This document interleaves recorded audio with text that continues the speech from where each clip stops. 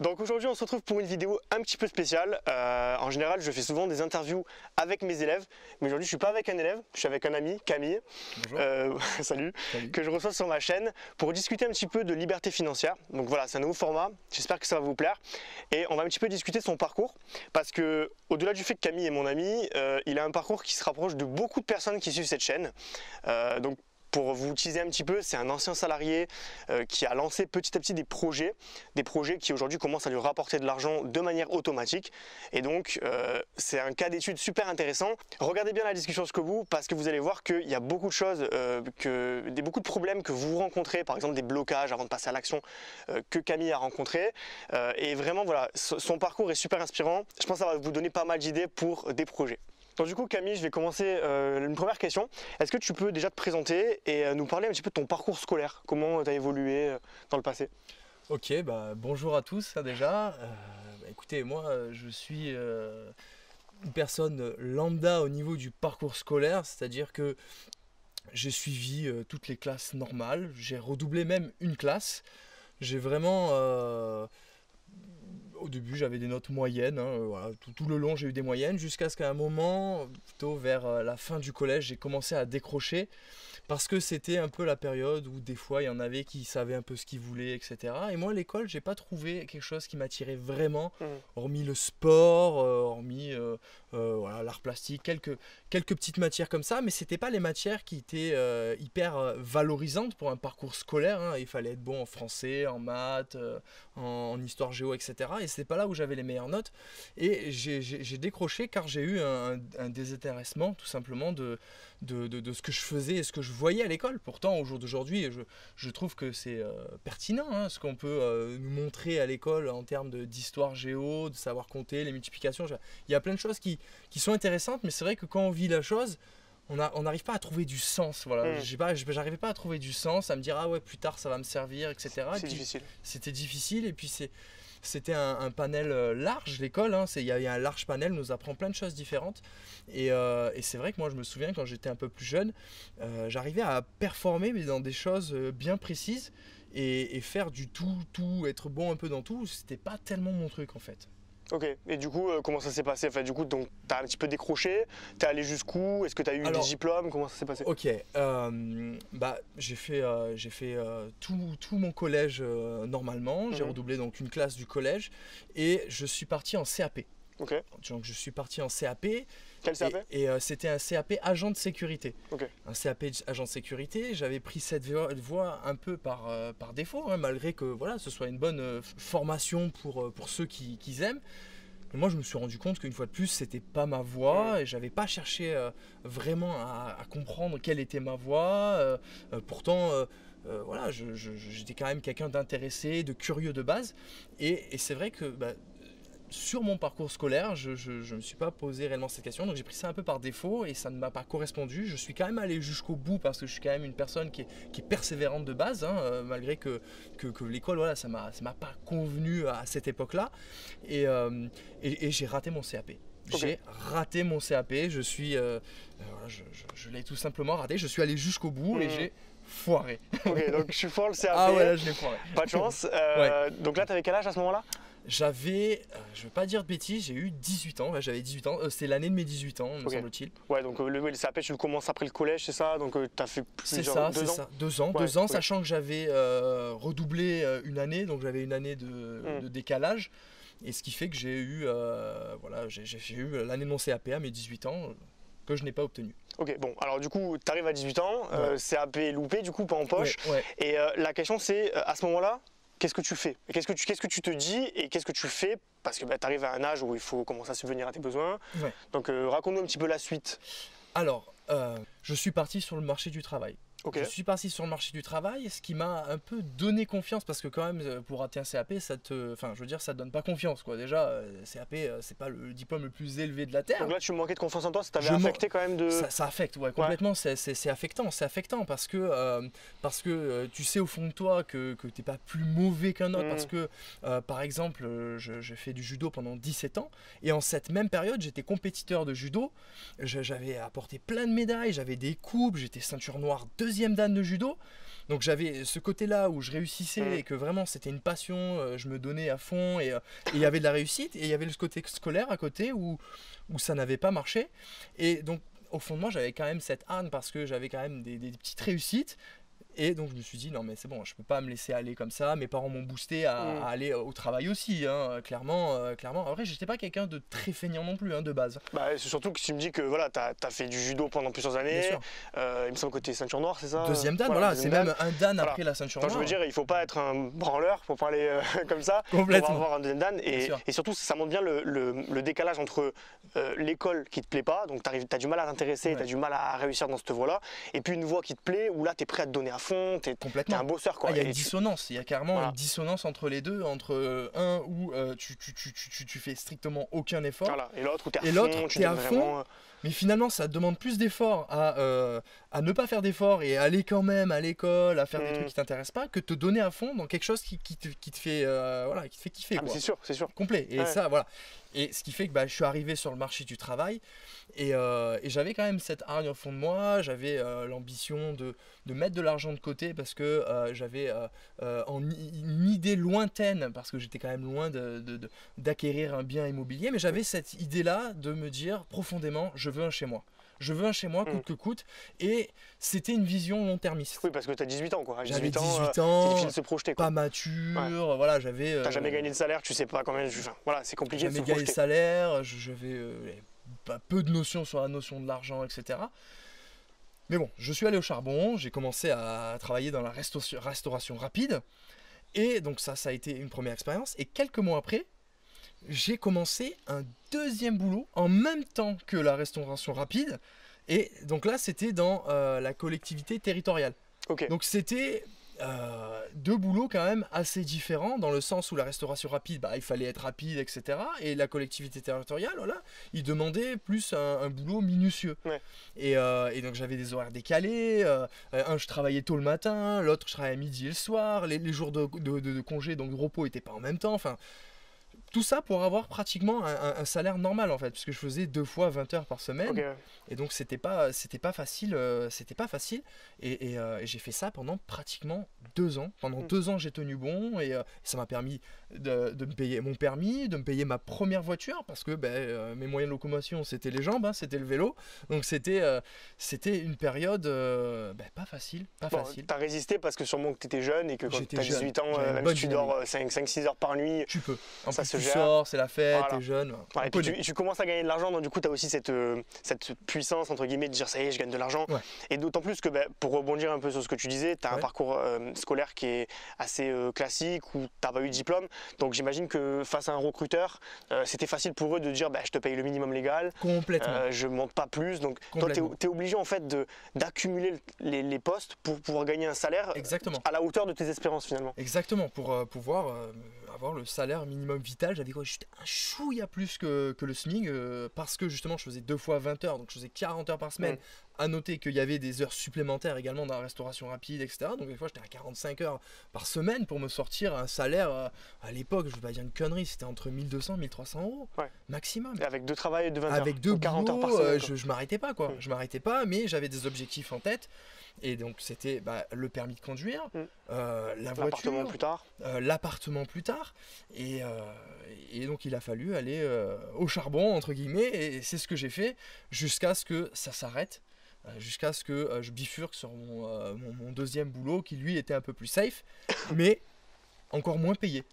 Alors, j'avais une chance ou pas, hein, c'est que mes parents, entre guillemets, m'avaient autorisé à rester à la maison. Alors bien évidemment, je leur donnais une contrepartie financière, sinon c'était trop facile. Et d'ailleurs, c'est une bonne éducation. Enfin, j'ai trouvé que sur le coup, ça fait pas plaisir, mais c'était une bonne éducation dans le sens où ça sensibilise un peu plus à T'es l'argent. responsable, quoi. Tu Ça sais me que l'argent ça a de la responsabilise valeur. un peu à la maison, la lumière, T'as pas tout l'eau. claqué en boîte, quoi. Parce qu'à Exactement. 18 ans, tu peux très vite Voilà. travailler et tout claquer, pas pas garder 1 euro de côté. Complètement. Alors, j'allais en boîte comme la plupart des jeunes, mais justement, moi, j'achetais pas des bouteilles, je ne prenais pas plein de verres dans la soirée. J'avais quand même cet esprit économie, voilà, mettre de l'argent de côté.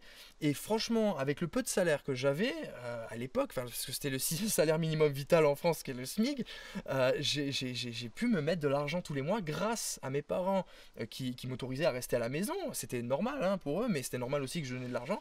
Et grâce à ça, je ne me suis pas servi de l'argent que j'ai économisé pour le dilapider dans de la technologie, acheter des produits high-tech, acheter un nouveau vélo, acheter un nouveau PC, partir en voyage. Même si au jour d'aujourd'hui, je me dis, bon, c'est dommage que je ne suis pas parti à l'autre bout de la Terre plus tôt. Mais finalement, ça a été bénéfique pour les projets futurs en fait, qui sont arrivés par la suite. Oui, voilà, sur ma chaîne, en fait, je parle souvent, tu vois, de mode de vie minimaliste. Et c'est un petit peu ce que tu as incarné, en fait. Parce que, mine de rien, tu vois, quand tu gagnes 1 200 euros, tu as beaucoup de gens, ils vont dépenser 1 200 euros. Alors il y en a, ils le font parce qu'ils n'ont pas le choix, parce qu'ils ont un loyer à payer, l'électricité et compagnie. Toi, tu avais la chance, comme tu dis, de bosser chez tes parents, enfin de vivre chez tes parents plutôt. Complètement, oui. Donc voilà, tu avais cet avantage qui faisait que tu avais de faibles charges et donc tu pouvais mettre de côté. Mais tu avais quand même déjà cette notion de minimaliste, de te dire, je ne vais pas dépenser 100% de ce que je gagne pour pouvoir, comme je dis plus tard, le réinvestir et aussi pouvoir économiser, tu vois, pour les coups durs aussi, parce que voilà, il y a des gens, ils n'ont pas 100 euros sur leur compte bancaire. Alors il y en a, ils y peuvent rien, tu vois, mais souvent on croit que parce qu'on gagne 2000, 3000, 4000 euros, il faut dépenser à la hauteur de ce que tu gagnes en achetant une nouvelle voiture, en achetant une nouvelle maison, tu vois. Alors, si je peux dire quelque chose par rapport à ça, si je me souviens du sentiment que j'avais à l'époque, l'argent que je mettais de côté, c'est comme si c'est de l'argent que je n'avais pas. J'avais un peu ce sentiment-là, c'est-à-dire que ce n'était pas de l'argent à toucher.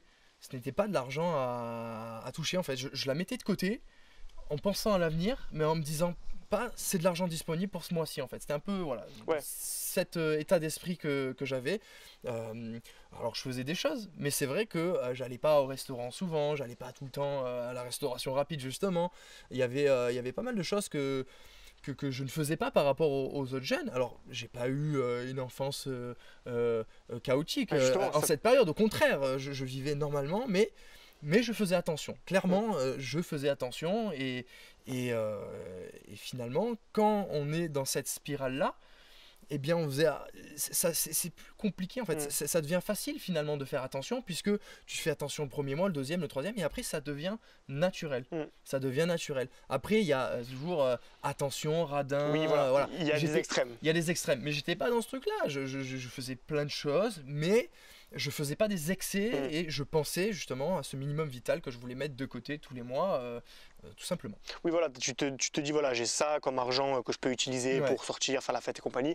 Et le reste, ça passe dans les économies le plus tard, on va dire. Bien sûr. Donc c'est bien, tu avais un bon équilibre en fait, et financier. Alors, justement, dans cet équilibre financier-là, ce qui m'a aidé et à prendre du recul, parce qu'à l'époque, c'était quoi, en 2009, 2010, 2011, 2012, 2013, un peu ces années-là, on n'avait pas les applications qui nous disaient tout, etc. sur nos revenus. Moi, ce que je faisais, c'est que j'écrivais sur une feuille, les dépenses, et je savais à la fin du mois combien je mettais de côté, puisqu'à l'époque, c'est vrai qu'on n'avait pas les applications banque, c'était pas aussi simple que maintenant. Donc là, j'avais quand même une rigueur qui me permettait de savoir où j'en étais dans mes finances. Une fois de plus, il faut savoir ce qu'on veut. Il faut savoir ce qu'on veut et on récolte les fruits que l'on sème, on fait la cigale ou la fourmi à juste mesure. Exactement. Une fois de plus. Mais en tout cas, aujourd'hui, si c'était à refaire, je ferais quasiment pareil, à quelques exceptions près, bien sûr. Mais franchement, c'est bien, je suis content. Ok, bon, du coup, tu es une fourmi, tu as mis de l'argent de côté. Tu parlais d'immobilier, tu disais, voilà, moi j'avais un rêve, c'est d'avoir mon chez moi et tout. Alors moi je connais la réponse, mais je vais quand même te poser la question pour les gens qui nous regardent. Est-ce qu'aujourd'hui tu as accompli cette volonté-là? Est-ce que tu as investi en immobilier? Et voilà, raconte-nous un petit peu ce que tu as fait avec ça. Concrètement, justement, plus les années passent, plus on arrive à mettre de côté, enfin du moins plus le capital augmente. Tu n'as jamais arrêté de travailler, tu as continué à bosser. J'ai toujours continué à travailler. Quand j'avais un contrat qui se terminait, comme je savais qu'il allait se terminer le contrat, je cherchais du travail avant que le contrat soit terminé. Ce qui faisait que je touchais l'argent des congés, etc. Donc j'avais pas de carence avec le chômage. Puisque le lendemain, je commençais directement à travailler. Enfin pas le lendemain, mais des fois il y avait un jour, 2 jours de décalage. Mais ça m'est arrivé plusieurs fois dans ma carrière professionnelle de quitter un travail, mais d'enchaîner directement sur un autre. Par exemple, quand on fait intérimaire, on peut le faire ça. On va se déclarer avant à l'agence d'intérim qu'on va être disponible à telle date. Et donc, ce qui m'a permis d'enchaîner tout le temps au niveau du travail. Et au bout d'un certain temps, au bout de X années, j'ai réussi à avoir de côté une somme sympa entre guillemets par rapport à mes revenus que j'avais, parce que j'avais quand même des revenus du SMIC, hein. Faut le dire, hein. Alors entre temps tu avais quand même trouvé un appartement, enfin tu louais quelque chose. T'es resté combien de temps chez tes parents? Alors je suis resté jusqu'à mes 25 ans. Donc 7 ans, c'est ça, de 18 je suis à 25? resté 7 ans, voilà, Okay. c'est ça, je suis resté 7 ans à économiser. Donc, oui, donc tu as pu mettre un petit pactole, surtout si tu étais assez économe. Voilà, j'ai mis un petit pactole pendant 7 ans. Je me suis installé avec ma chérie donc, pendant 1 an en location à une ville. J'ai déménagé sur une autre ville. Et là, je suis resté, je dis pas de bêtises, 2 ans en location. Voilà, donc je suis resté 3 ans en location, mais en ayant ce projet-là. Et d'ailleurs, c'est dès lors du premier déménagement que j'ai décidé d'aller voir les banques, de me pencher sur le sujet immobilier, parce que je me suis dit, bon, à 25, 26, 27 ans, voilà, tu peux commencer à te poser la question. Et c'est ce que j'ai fait, et à ce moment-là, j'ai commencé à démarcher un courtier physique. Et parce que justement, je me posais la question, est-ce qu'aller voir les banques, je vais avoir une légitimité? Parce qu'en plus, j'étais pas en CDI. Je n'étais pas en CDI. Et donc, je suis allé voir un courtier. Alors, fausse idée reçue, hein, on peut ne pas être en CDI et aller voir les banques. Hein. Ceux qui regardent la vidéo, franchement, il n'y a pas du tout de honte. On peut aller voir les banques et un courtier également. Ça va bientôt être mon cas d'ailleurs. Voilà. Je vais devoir affronter les banques. Voilà. Donc, on peut y aller, quelle que soit la situation. Il suffit d'avoir de l'audace.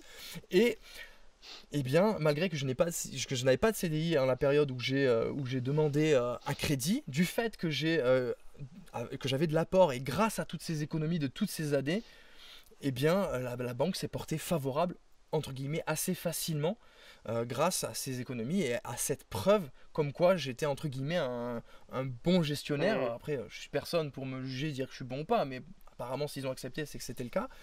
Et donc, j'ai acquéri ce premier bien. Ce premier bien qui a mis du temps à être construit, etc. Parce que c'était dans un logement neuf. Et par la suite, donc l'immobilier, en fait, je me suis pris au jeu et je me suis dit que j'allais continuer. Et c'est ce que j'ai fait. C'est ce que j'ai fait. Et voilà. Et j'ai cru, en fait, ce qui a été la force du moment, c'est de croire en ces projets. Parce qu'il y avait beaucoup de monde autour de moi qui n'y croyait pas. Et j'ai cru en ce deuxième projet immobilier et qui a fonctionné en fait. Et il a fonctionné, c'est-à-dire que j'ai pu investir dans l'immobilier au-delà de ma résidence principale. Et l'anecdote, c'est que je n'avais pas encore reçu ma résidence principale. Alors qu'elle était commandée, c'était commandé. C'était un projet promoteur, ça. C'était un projet promoteur et le deuxième projet, c'était un achat occasion. Et ça a été validé alors que je n'habitais pas encore dans ma résidence principale, comme quoi, même dans ma situation, ça a été possible. Alors ça, c'est la première leçon de cette vidéo. Voilà, je trouve que c'est super intéressant. Parce que Camille, en fait, moi, voilà, il m'a aussi apporté beaucoup à ce niveau-là. C'est que pour moi, c'est un modèle de persévérance. C'est-à-dire que Camille, voilà, il vous l'a dit, il gagne le SMIC. Enfin, il gagnait le SMIC quand il était salarié parce qu'il n'avait pas de diplôme. Donc forcément, il trouvait que des tafs qui ne payent pas énormément. Bon, il est en couple, donc forcément, sa compagne gagne sa vie. C'est un foyer, voilà, donc du coup il gagne pas que ça. Mais tout ça pour dire que moi ça me fait rire. T'es allé voir combien de banques pour avoir les deuxièmes prêts? J'en ai fait au moins 15. Hein. Voilà. J'en ai fait au moins 15. Combien aurait pas. Enfin, moi j'aurais abandonné peut-être au bout de la deuxième, troisième. Lui il en a eu 15. Il m'a même raconté une anecdote. Il allait sur. Alors nous on habite dans une ville assez. Enfin une ville moyenne assez huppée où dans le centre-ville il y a une banque de riches. Oui. Vraiment en plein centre. Ouais. Et lui, voilà, tout feu, tout flamme, il est rentré dans cette banque de riches où il y avait des mecs qui avaient des patrimoines de millions d'euros, j'imagine. Bien sûr. C'est le genre de banque pas connu du tout. Pas connu. Voilà, vraiment le fonds, tu vois, d'investissement. Exactement. Et il est rentré, il s'est imposé. Je veux investir. J'ai ça comme apport et tout. Ça leur a fait bizarre. Hein. Voilà, bon, je crois que tu t'es fait raccompagner à la frontière. Je me suis fait raccompagner à la frontière. Mais tu as eu le courage d'y aller. Et je pense que c'est le principal. Et ça a été riche d'expérience. Ça a été riche d'expérience. Le moment vécu, J'ai pas forcément les mots pour le décrire, mais ce fut une expérience. Tu l'as fait, t'es rentré, tu t'es posé, t'as demandé quelque chose, Oui. ils t'ont dit non, voilà, parce qu'ils t'ont pris de haut et tout, mais tu t'en fous parce que Complètement. parmi les 15 banques que t'es allé voir, il y en a au moins une à chaque fois qui t'a dit oui pour tes projets. Ouais, Et je veux dire, alors je sais pas si tu l'as dit, mais du coup t'as 3 biens immobiliers, exact. ta résidence principale et t'as acheté 2 petits appartements Exactement, oui. voilà, Ouais. sur le pouce avant d'avoir ta résidence principale. C'est ça. Donc tu as 3 biens immobiliers. Ouais. Voilà, pour une personne qui a été payée au SMIC, Oui. c'est quand même assez incroyable, je trouve, d'avoir pu investir autant, d'autant plus que comme je dis on est dans une ville qui est moyenne assez huppée, donc Ouais. les prix sont pas les mêmes prix que Attractif, dans la voilà, Creuse quoi. ouais, exactement. Voilà, c'est des biens immobiliers qui coûtent cher, qui coûtent voilà, entre 100 150 000 euros l'appartement, Ouais. donc voilà, c'est quand même un budget. Donc Camille, je t'ai flatté en disant que tu étais persévérant, mais je vais encore flatter une nouvelle fois. Je trouve que, alors ça c'est un profil qu'on a assez similaire, c'est que toi et moi on est des bidouilleurs. Ouais. Je veux dire, on a toujours aimé un petit peu les projets, faire des trucs, tu vois. En fait, on s'est jamais arrêté au salariat. Il y a pas mal de personnes qui sont salariées, qui font pas grand chose à côté. Alors c'est pas grave, hein, en soi, on peut toujours trouver d'autres trucs à faire, mais Bien sûr. nous, si tu veux, on avait cette fibre-là, c'est-à-dire que on se contente jamais en fait de juste notre travail. On a des passions qu'on a envie d'expérimenter, d'aller plus loin et tout. Curiosité. Voilà, une forme de curiosité, c'est ça. Et du coup, en fait, tu as des passions dont tu vas nous parler juste après. Et ces passions ont mené à des projets, alors des petits projets rentables comme je les appelle. Tu vas pouvoir nous en parler. Alors du coup, quelles sont tes passions, Camille, et qu'est-ce que tu en as fait en termes de projets autour du salariat? Alors, on peut avoir une ou plusieurs passions. Moi, j'en ai plusieurs. Plusieurs passions, ça prend plus de temps, mais c'est enrichissant. J'ai la passion du sport, j'ai la passion de la photographie, j'ai la passion des voitures, j'ai la passion des trottinettes électriques. Alors, toutes ces passions sont arrivées à divers moments dans ma vie, hein, elles ne sont pas arrivées tout en même temps, mais finalement, quand on a des passions, c'est qu'on s'intéresse à ce domaine. Si on s'intéresse à ce domaine, c'est que on accroît de la connaissance, et cette connaissance, on peut en faire quelque chose justement au service de notre liberté financière. C'est ça. Et du coup, qu'est-ce que tu en as fait concrètement là? C'est-à-dire que comment tu partages cette passion-là? Alors, moi, c'est au travers de YouTube. Au travers de YouTube, j'ai eu beaucoup de freins au début, hein, je le cache pas, j'ai eu beaucoup de freins, même sur YouTube j'y suis allé très crescendo, très progressivement. Après on peut y aller et casser la baraque tout de suite, en montrant son visage tout de suite, en étant à l'aise. Oui, tout au de début suite. tu voulais pas montrer ta tête. Au début je voulais pas montrer mon visage, j'avais quand même pas mal de blocages, et puis j'avais le blocage de passer le pas de YouTube, parce que maintenant avec du recul, sincèrement avec du recul, je me dis mais pourquoi j'ai pas fait ça plus tôt? Mais clairement, on se dit tout ça, clairement. en fait, tout le temps. Et pourquoi j'ai pas fait ça plus tôt? Et là, parmi les passions que j'ai énumérées, il y en a au moins 4 d'entre elles qui sont rémunératrices pour moi au jour d'aujourd'hui. Donc la photo, on peut vendre des photos en ligne, donc sur le stock photo. Voilà, sur les stocks J'en photos. avais parlé, ça, j'avais fait des vidéos sur ça pour justement là, tu as des photos qui dorment sur ton disque dur, tu veux les rémunérer, tu vas les mettre sur des plateformes qui vont, dès que quelqu'un va acheter la licence, en fait, il va commander la licence pour pouvoir l'utiliser légalement. Et voilà, c'est quelques centimes à chaque fois, mais ça te rapporte un petit peu d'argent. Parfois quelques euros. Quelques euros, c'est vrai, selon l'abonnement de la personne qu'elle a, ça peut varier de quelques centimes à quelques euros. Donc des fois, ça peut vite monter. Donc ça, c'est un business, c'est un petit complément sympa. C'est un petit complément sympa parce que là, il n'y a rien de plus passif que ça. Hein. Ah ça, ouais. Ah, clairement, tu mets tes photos, tu attends, coup, et ça tombe. Faut sélectionner les bonnes photos, il faut qu'elles soient validées. Des fois, il y a des photos qui sont refusées. Il faut les retoucher. Il y a quand même un travail de référencement. Les mots-clés, voilà. Donc, si c'était si facile, tu ne proposerais pas une formation qui t'a pris des heures de connaissances, etc. Donc, il y a ça. Et ce qui est intéressant, c'est que c'est hyper passif. Donc ça, c'est top. Alors, ça demande un peu de temps, mais c'est passif à vie. À vie, j'insiste, à vie, surtout que les plateformes, si on regarde les plateformes sur lesquelles on publie nos photos, ça fait déjà 10-20 ans qu'elles sont là. Donc elles ont des belles et longues vies, et surtout en ce moment avec le web où il y a besoin de beaucoup d'images et qu'il y a les droits d'auteur pour le blogging, pour YouTube même. Pour YouTube, pour mettre les vidéos YouTube, pour les articles, etc. Même ça peut paraître sur les articles et magazines, hein. Nos photos on peut les mettre sur les magazines. Donc vraiment il y a de l'argent à se faire dans les stocks photos. Donc ça n'a rien à voir avec YouTube. Ouais, c'était un premier business. C'était un premier business. En fait, c'était une passion. C'est-à-dire que Camille, t'es toujours passionné de photographie, mais à une époque, tu l'as vraiment beaucoup été. Tu faisais beaucoup de photos de fleurs, tu faisais des portraits, tout ça. Et puis un jour, je sais plus, je crois qu'on en avait parlé autour d'un verre, on avait parlé de ce projet-là. Et tu avais dit, bah, c'est quoi, je vais essayer quoi. Et je me rappelle, voilà, tu étais tout feu tout flamme. Tu avais balancé peut-être 2000 ou 3000 photos, je sais plus combien t'en as mis. Tout à fait, c'est ça. Voilà, 3000 photos, ça t'a pris quand même un moment. Hein. Je me rappelle, t'en parlais beaucoup et tout. Oui. Mais aujourd'hui, ça rapporte de l'argent en automatique parce que tu as pris le temps de le faire et tu as transformé cette passion de la photo en revenu. Complètement, et au jour d'aujourd'hui, ça tourne toujours, même si tu ne touches pas au référencement de tes photos, etc. C'est fini. Ça tourne toujours. Donc ensuite, bah, j'ai réfléchi à mes autres passions. Je me suis dit, waouh, mais si cette première passion peut être intéressante et être au service de ma vie, c'est top. Et donc j'ai réfléchi. Après, j'avais une passion qui était quand même onéreuse, la voiture. Hein. Les voitures, c'est quand même une passion qui n'est pas donnée. C'est vrai. C'est quand même une passion qui n'est pas donnée, mais j'avais quand même un rêve. Un rêve, c'était de m'offrir une Tesla. Mais quand tu penses à un rêve, il y a des années en arrière, un rêve, c'est décrocher la lune, quoi. C'est quelque chose qui, tu te dis non, mais ça n'arrivera pas, non, mais c'est pas possible, non, c'est trop compliqué, il faut trop d'argent, il faut... Et en fait, plus tu te renseignes, plus tu t'y intéresses, plus tu renforces cette idée que c'est possible, plus tu renforces cette idée que mais en fait c'est vraiment ce que je veux, quoi. En fait ça c'est passionnel, voilà. C'est quelque chose de passionnel, tu donnes beaucoup de temps à ça et en fait plus le temps avance, plus tu fais en sorte que ce projet se réalise. Donc là en l'occurrence pour une voiture, c'est toujours pareil, il faut avoir un peu d'argent de côté, pour ça il faut travailler, pour ça il faut convaincre les banques et oui, parce qu'il y a eu du coup un autre crédit, c'est-à-dire que tu as eu les appartements et ensuite il y a eu la Tesla qui est arrivée sur la table, donc c'est encore plus impressionnant, je trouve. C'est encore plus impressionnant. Après ce qui fait que ça a pu fonctionner. Donc du coup j'ai pu m'acheter une Tesla donc avec ma compagne. Donc ce qui a fait la force de ce projet aussi, c'est qu'on l'a acheté à deux. Hein, il faut le dire. Hein.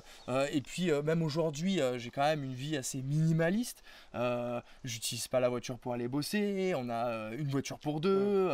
On n'a pas l'assurance pour le trajet travail. Enfin, c'est quand même un écosystème. Alors, oui, voilà, c'est quand tu as la liberté financière, tu as moins de frais, notamment les transports comme tu dis. Donc mine de rien, c'est plus facile de l'atteindre parce que quand tu travailles, tu as l'essence à payer, tu as la bouffe le midi que tu vas acheter à la boulangerie, alors que chez toi tu fais des trucs qui coûtent moins cher.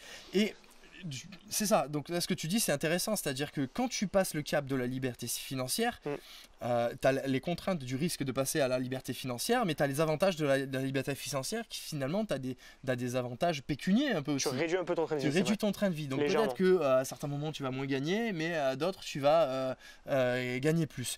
Et c'est un peu le même cas pour la voiture, ce qui fait que les voitures électriques, on sait que c'est pas donné à l'heure actuelle. Et pour le coup, il faut passer le cap de l'achat. Si tu arrives à convaincre les banques, et une fois de plus, convaincre les banques, surtout que par certains moments, il y a quand même des taux intéressants, des taux à moins d'1%. Donc selon la banque, tu peux varier les années. Donc plus tu empruntes longtemps, plus ça étale le crédit, moins les mensualités sont hautes et plus ton taux d'endettement il reste bas. Donc tu as la possibilité de te l'offrir. Ce qui se passe, c'est que quand tu as une voiture électrique, après, une voiture électrique, c'est moins cher en assurance, moins cher en essence, moins cher en entretien. Donc ça fait un peu comme la liberté financière. Quand tu arrives à l'obtenir, derrière tu as des avantages. C'est vrai. Donc pour le coup, la voiture électrique, voilà, je suis pas là pour plébisciter la voiture électrique, je suis passionné de voitures thermiques et d'électrique. Simplement, quand on passe le cap, ça a des avantages. Et là, le sujet de la vidéo, c'est l'avantage du fait que j'ai pu monétiser, entre guillemets, cette passion. Donc tu as fait une chaîne YouTube? J'ai fait une chaîne YouTube sur Tesla et les voitures électriques. Et ça me permet de partager la passion, d'échanger avec des personnes qui sont passionnées comme moi et donner de la force aussi à des gens qui ont ce projet-là qui semble peut-être lointain mais qui arrivera tôt ou tard si ils s'en donnent les moyens. Et donc tu parles de Tesla, mais tu as parlé tout à l'heure de trottinette électrique. Oui. Alors je précise, tu as aussi une chaîne sur les trottinettes électriques. Donc tu as fait 2 chaînes YouTube. J'en ai pas fait 2, j'en ai fait 3. J'en ai fait 3, mais la Mais- troisième, elle est encore au Elle est un début, peu- mais... ouais, le début. Voilà. Voilà. Mais en tout cas, on va parler voilà, de celle qui fonctionne, correctement, on va dire. Donc j'ai une deuxième chaîne YouTube, c'est les trottinettes électriques. Et pareil, c'est du partage. De toute façon, au début, ça a été de l'amusement, Voilà. du partage. J'étais dans une atmosphère de partage, d'amusement et il n'y avait pas de prétention financière derrière. Exact. Donc il y avait quelque chose d'assez sain derrière tout ça parce que de une, c'est la passion. Donc quand on fait quelque chose de passion, quand on a une passion, on ne le fait pas pour l'argent. On fait ça pour partager, pour être dans un environnement qui nous plaît. Et moi, les trottinettes électriques, ça me plaisait. Les bidouiller, les réparer, les customiser. Et au fur et à mesure de partager des vidéos et au fur et à mesure que l'audience s'accroît, au bout d'un moment, on a une contrepartie financière avec YouTube, que ce soit la publicité, les partenariats, l'affiliation, la formation. On peut avoir tout un tas de rémunérations sur YouTube. Et dans mon cas, eh bien, j'ai réussi à avoir ce petit financement là et c'est intéressant d'avoir de l'argent de ce qui nous plaît, de la passion et ça a une toute autre saveur. Alors ça n'empêche pas que dans le salariat on peut quand même aimer son boulot, moi j'aimais ce que je faisais avant, bien évidemment j'aimais ce que je faisais, mais si tu me demandes, je préfère vivre de mes passions. Voilà, alors justement, j'allais à venir à ce point-là, c'est que, donc effectivement, il n'y a pas de prétention financière au début, comme tu dis. Ouais. Qu'est-ce qui t'a emmené en fait à faire ce genre de projet? Qu'est-ce que ça t'a apporté que tu n'avais pas dans le salariat? Parce que c'est intéressant, tu vois, tu me dis j'aimais bien ce que je faisais dans le salariat, Oui. mais si tu as besoin derrière d'avoir un autre projet pour amener ces passions-là, alors c'est peut-être un très grand passionné, et je sais que c'est le cas, Oui. mais quelles ont été vraiment les motivations profondes? Est-ce que c'était, je sais pas, hein, le besoin d'avoir ton propre projet? Est-ce que c'était, tu avais envie de créer quelque chose à toi, tu Ouais. vois? Quelque chose que tu ne retrouves pas dans le salariat? Bien sûr, d'avoir le partage.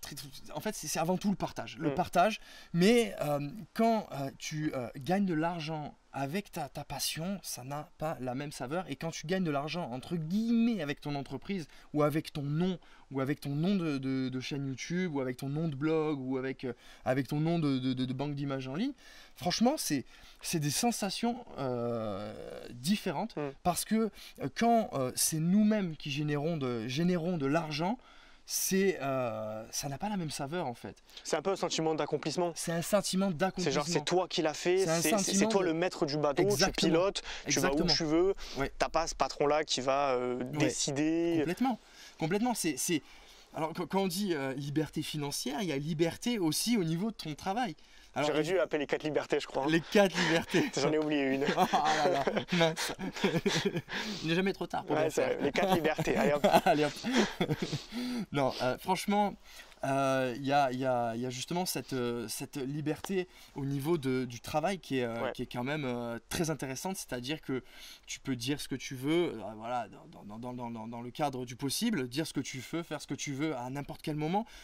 C'est-à-dire que quand tu vis tes projets, si tes projets sont efficients, parce que le but c'est quand même d'être efficient, de ne pas s'acharner au travail, même si au début des projets c'est important. Hein. Moi, dans mon passé, je me suis acharné, entre guillemets, pour en arriver là aujourd'hui. Il ne faut pas croire que c'est facile, quoique dans certains cas ça peut être facile, parce que si dès le début tu es passionné par des thématiques qui sont hyper rémunératrices et que pour toi c'est facile parce que ta passion est rémunératrice, bon, ça dépend peut-être. En fait, c'est jamais vraiment facile, mais tu souffres moins. C'est-à-dire que forcément, il n'y a rien qui est facile. En vrai, tout ce que tu vas faire, ça va te demander de l'effort, mais tu vas pas avoir la souffrance derrière de dire putain, je suis pas du tout heureux. Tu vois, tu peux galérer et être heureux. Moi, il y a des moments dans mon business, et je pense que c'est pareil pour toi aujourd'hui.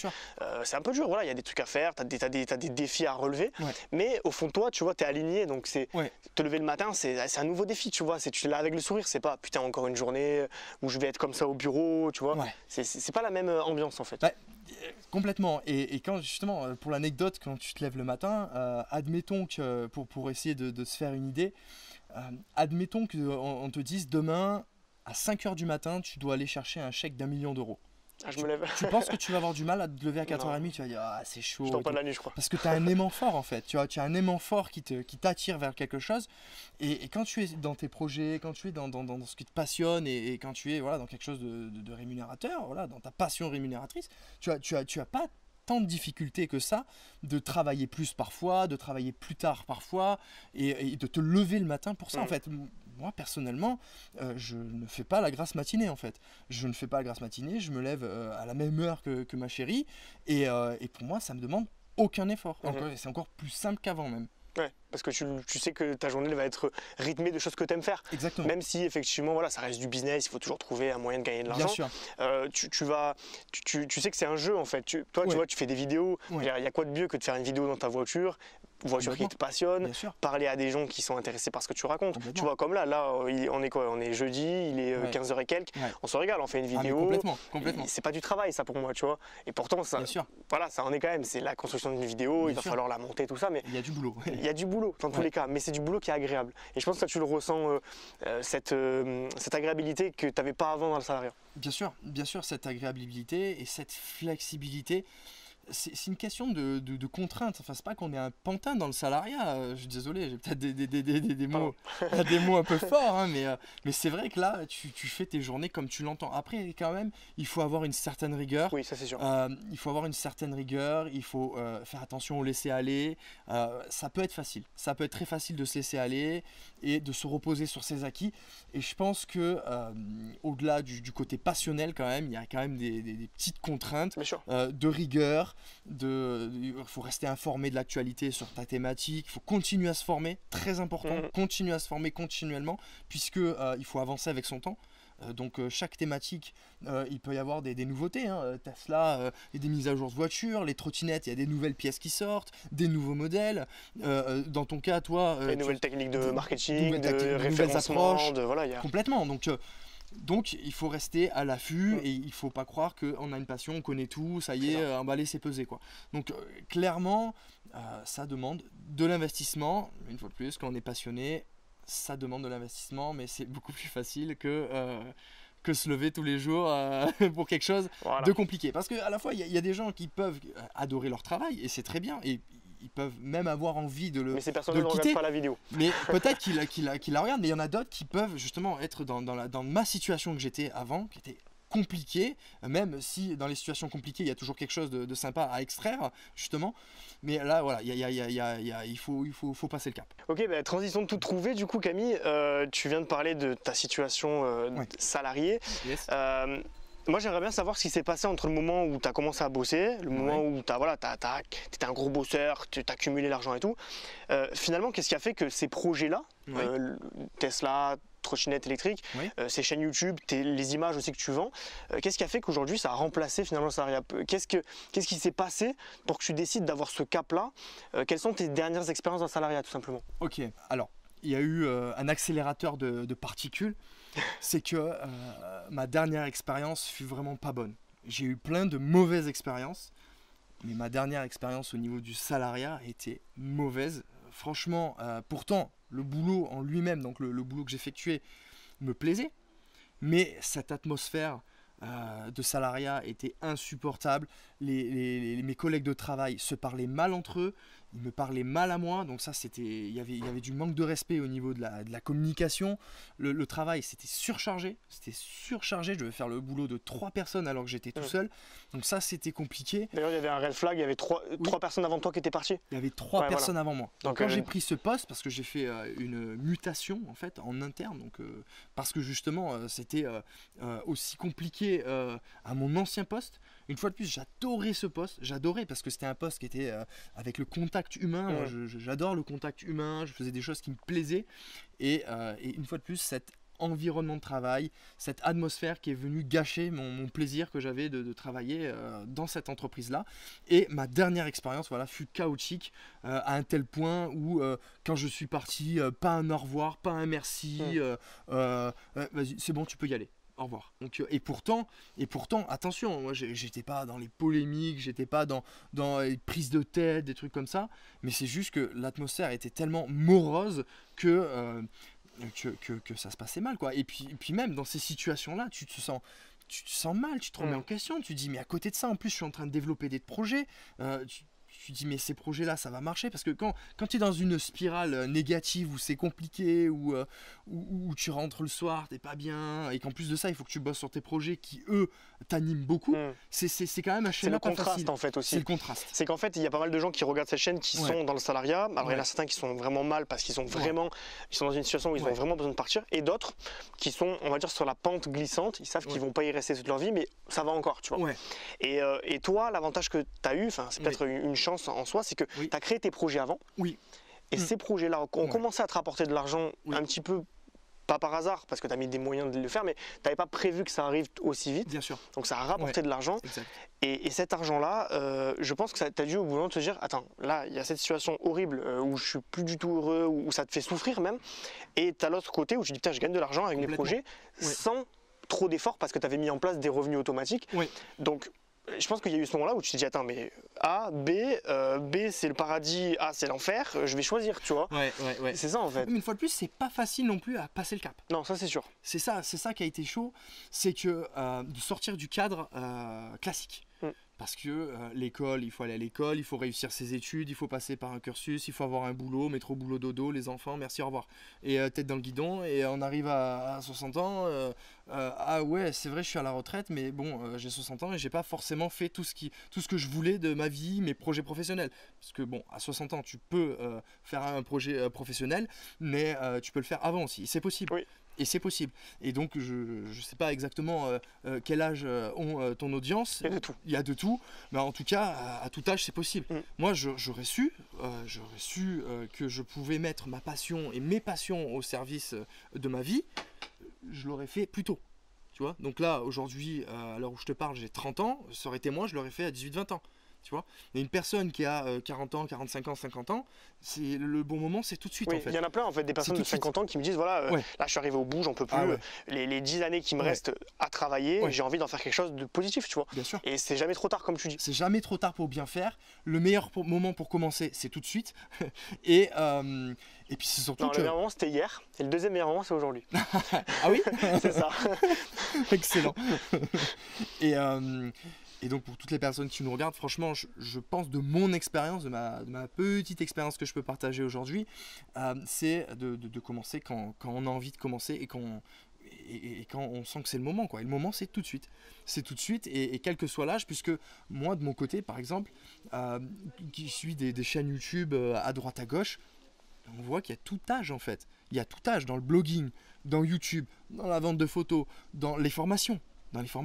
Tu peux avoir des personnes de tout âge, donc il n'y a pas d'âge pour se lancer. Et du coup, Camille, je voulais savoir, vu que tu as quitté ton travail et que tu as quand même... ça demande du cran de le faire. Est-ce que tu as eu des résistances pour le faire et comment tu les as dépassées? Comment tu t'es dit du jour au lendemain, enfin si ça s'est passé comme ça en tout cas, tu t'es dit, ok là c'est fini, je veux partir et je veux rester à travailler pour mes projets? Alors, ça a été crescendo. Cette envie qui a commencé à monter, ça a été proportionnel au projet. Donc après, ça dépend les personnes, mais moi, ça a été proportionnel au projet jusqu'à ce que je me dise, c'est maintenant. Tu vois, à un moment, je me suis dit, c'est un déclic, c'est maintenant. Mais c'est monté petit à petit. Après, au fond de moi, comme tu l'as dit, on a toujours été bidouilleur, on a toujours eu un peu cet esprit-là, cette odeur de faire quelque chose de ses mains ou des projets. Et donc, bon, ça a toujours augmenté en moi avec l'âge et jusqu'au moment où je me suis dit c'est bon, ça commence à partir de là. Après, je l'ai pas fait tout de suite parce qu'il y a des résistances. Il y a des résistances. Les résistances, c'est sortir du cadre salariat. C'est quelque chose de facile. Mais en fait, quand tu l'as fait, tu te rends compte que c'est facile quand tu as passé le cap. Quand tu y es dedans, tu te dis mais pourquoi je ne l'ai pas fait plus tôt, comme les projets. Et, en fait, s'il n'y a pas forcément de cassure, c'est-à-dire que c'est un peu une continuité. Je sais pas si tu as cette impression. Tu vois, la veille, tu es salarié, ton supérieur te dit avec mépris c'est bon, tu peux partir, même pas au revoir, même pas merci. Le lendemain, tu es libre. Enfin, tu es libre. Tu bosses pour toi, sur tes projets, et c'est presque comme s'il n'y avait pas eu de changement. Tu vois, c'est presque comme il n'y avait pas eu de changement, surtout que dans mon cas où les projets étaient déjà lancés, donc au lieu de le faire dans mon temps libre, je le faisais encore plus dans mon temps libre parce que j'avais tout mon temps de libre. Oui, tu bossais beaucoup le soir après le boulot. Je bossais le soir après le boulot, mais le pas week-end. Tu peux pas tenir ça sur le long terme. Sur le long terme, c'est chaud. C'est chaud, c'est faisable, hein, c'est faisable, mais c'est chaud. Le mieux, c'est de se donner pleinement. Puis, quand tu fais quelque chose à moitié, est-ce que le résultat n'est pas à moitié? Voilà, après moi c'est ce que je recommande quand même aux personnes qui nous écoutent, c'est Ouais. que il vaut mieux travailler après le business, après le boulot, tu fais ton petit business, tu vois, Ouais. 2-3 heures par semaine, Oui. tu bosses ton projet, Ouais. plutôt que de ne rien faire et de dire j'attends de quitter le salariat. Parce que Oui. moi je recommande à personne de quitter le salariat s'il n'y a pas derrière une sécurité Ouais. au minimum, tu vois, Ouais. que ce soit le chômage au pire des cas Ouais. ou des revenus dans le meilleur des cas. Bien sûr. Et alors, tout à fait. Et dans ce que tu dis là, c'est bien de savoir. Souvent, les gens, peut-être, ils connaissent leur passion. Il suffit de prendre un peu de recul et de savoir, fait. de connaître les passions. Après, c'est de savoir comment les mettre au service de soi. Et c'est ce que toi tu proposes. Et c'est ce dont nous, on a discuté longuement autour de verres ensemble, voilà, bières. petits smoothies, des bières, tout ce que vous voulez. Et c'était ça la question. C'était super, on a des passions, tu as des passions. D'ailleurs, j'ai contribué justement dans des discussions longues et intéressantes avec toi. Et je t'en remercie Merci à toi aussi, justement, parce voilà. que je pense qu'on s'est beaucoup échangé Complètement. d'idées. Et yes, ouais, c'est ça, et c'est en fait comment faire pour monétiser ses passions. Et toi, c'est un peu ce que tu enseignes, je crois, au travers de tes vidéos YouTube et de ce qu'il y a aussi sur ton site internet, Les Trois Libertés. Mais ce qui est marrant aussi, c'est que, tu vois, pour un peu désacraliser tout ça, parce que les gens peut-être qui nous regardent disent, regarde, les mecs, ils se sont lancés, ils ont fait des projets. Tu vois, on passe pour des gars qui sont déjà en place dans le business. Ouais. Alors que, moi, ce qui est marrant, c'est que je me rappelle, on se connaît depuis combien de temps? 5, 6 ans? 6 ans, au moins 6 ans, ouais. Ok, 6 ans qu'on se connaît. Il y a 6 ans, j'étais encore salarié. Moi aussi. J'ai vécu un burn-out. Tu me ramassais à la petite cuillère quand on buvait des verres le soir. Je déversais tout mon désespoir de m'être fait arnaquer par mon ancien patron. J'étais vraiment malheureux à cette époque-là et je cherchais activement des solutions. Et d'ailleurs, Camille m'a beaucoup aidé parce qu'on a eu des discussions philosophiques à 1h du matin, voilà, avec en plus 1 ou 2 bières, on parle plus facilement. C'est clair, ça désinhibe. Voilà, on a eu ces longs débats, ces longues discussions qui nous ont, je pense, tous les deux poussés vers cette vie qu'on a aujourd'hui. Parce que moi, Camille, quand je t'ai connu aussi, petite anecdote, je me rappelle, t'étais presque farouchement opposé à tout ça parce que t'étais dans ton truc de le salariat c'est la voie royale, c'est comme ça que tu as été éduqué et du coup tu étais dans cette spirale là. Bien sûr. Et j'ai vu petit à petit ton discours changer comme on a tous changé. Tout à fait, mais c'est le fait que surtout que tu ne connais pas autre chose. Et grâce aujourd'hui à Internet, à l'information, c'est qu'on peut être au courant de ce qui est possible et justement au travers des vidéos, de la passion, on peut partager des choses qu'on ne savait pas possible, comme investir dans l'immobilier, investir en bourse, investir dans son projet. Et moi, justement, à l'époque, 6 ans en arrière, pour moi, j'étais loin d'imaginer que c'était possible. Et pour moi, la vie, c'était salariat. Et en fait, non. Plus tu te rapproches de ton projet, plus tu te poses les questions, et plus tu t'y intéresses, et plus tu te formes. Tu te formes parce que, certes, on parle, c'est bien, mais se former, c'est mieux, parce qu'on partage des idées, c'est intéressant. Mais derrière tout ça, il y a quand même des mécaniques. Il y a des mécaniques. Il y a des méthodes, il faut appliquer des trucs qui fonctionnent. Si tu n'as pas de méthode, honnêtement, tu vas nulle part, quoi. La méthode, elle peut être diverse. Ça peut être de la grande quantité. Toi, c'est un peu ce que tu as fait. Tu as inondé YouTube de plein de vidéos. Tu en as fait une par jour pendant longtemps. Et voilà, tu as fait 200 vidéos en l'espace de quoi quelques mois. Ouais, quelques mois. Moi, j'ai mis 1 an et demi pour faire ça. Voilà. Tu vois, donc tu as enchaîné. Tous les jours, il y avait une vidéo qui sortait sur sa chaîne. Enfin, c'était un monstre de travail pendant un moment. Il s'est donné les moyens d'y arriver. Maintenant, voilà, il y a d'autres méthodes. Il y a aussi les méthodes de méticuleux, le référencement. Il y a plein de méthodes différentes, il n'y en a pas une qui est meilleure que l'autre. Je pense que toutes ont leurs avantages et leurs inconvénients, mais il faut connaître ces méthodes. Parce que je connais aussi des gens qui mettent des coups de bâton dans l'eau, tu vois. Ah, les coups d'épée dans l'eau, effectivement. Voilà. Là, et c'est ça, et justement, c'est ça qui est décourageant. C'est destructeur. Si tu te formes pas, alors certes, au jour d'aujourd'hui, on peut avoir de l'information. D'ailleurs, tu partages de la valeur, toi, sur ta chaîne YouTube, mais c'est vrai que il faut aller creuser plus loin, il faut aller chercher plus loin et faire la différence à la différence, parce que c'est vrai que on n'est pas seul sur le marché, on n'est pas seul à être passionné des thématiques, même si il existe des niches et justement savoir quelle niche nous correspond, et parfois on est intéressé par quelque chose et finalement si on dévie un tout petit peu le mot-clé ou quoi, par conséquent on peut toucher le Saint Graal, et tout ça ça passe par la formation, malgré que on soit motivé et qu'on donne tout. Des fois on voit pas le résultat arriver tout de suite. Mais ça, c'est jamais vraiment tout de suite. C'est vraiment tout de suite, voilà, c'est ça que je voulais dire Voilà. aussi. C'est vrai que c'est jamais réellement tout de suite. Après, toi, ça a été relativement rapide, cela dit quand même. T'as mis quoi? En quelques mois, t'as commencé à avoir tes premiers euros.